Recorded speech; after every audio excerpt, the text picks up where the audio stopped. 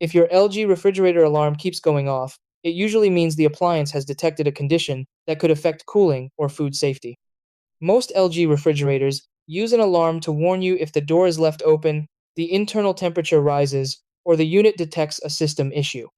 While the alarm can be annoying, it's designed to alert you before food spoils or the refrigerator loses efficiency. Fortunately, many alarm issues can be fixed quickly with a few simple checks. Try these. 1. Check if the doors are fully closed. Make sure both the refrigerator and freezer doors are properly shut and nothing inside is blocking them. 2. Inspect the door seal's gaskets. Look for dirt, damage, or gaps in the rubber seal that could prevent the door from sealing correctly. 3. Check the internal temperature settings.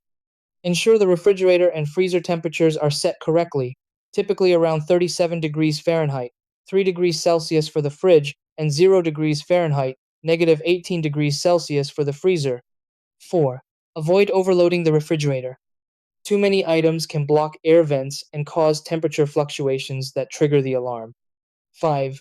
Reset the refrigerator.